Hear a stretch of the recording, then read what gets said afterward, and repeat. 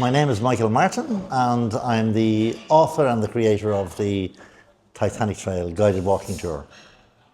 And what actually got you started into the world of Titanic? Where did it all start for you? Well, I always had an interest in history, number one, from the time I was a very young boy. And I spent 23 years in the Navy, so I wasn't interested in ships that sank, mind you, but I was interested in ships and all elements of them.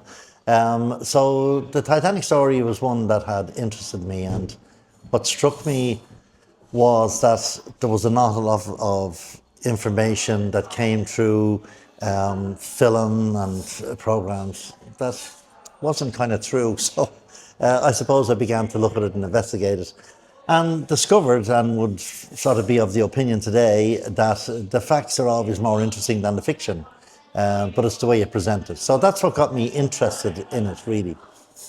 And Cobh obviously has huge significance in the Titanic story. What do you think that means to the people of Cobh in this town and to yourself?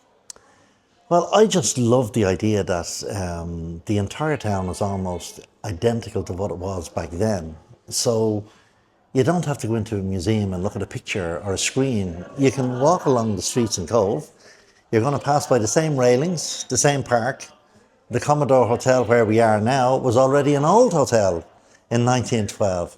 And that sort of authenticity is really hard to find anywhere else. You can build big museums, you can have all sorts of digital recreations, but really it's about authenticity in Cobh.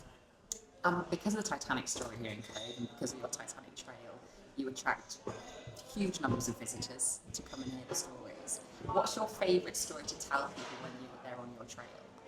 There are numerous stories that I like, but I suppose one of the ones that touches me most is the story of Margaret Rice, who was lost with all 5 of her children. And that represents the biggest Irish family tragedy.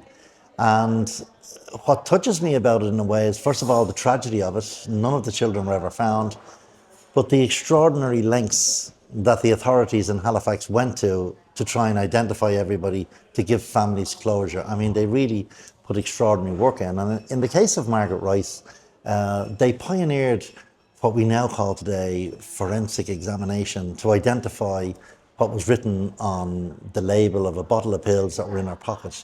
And I just think that was very, very respectful in trying to furnish the family with closure.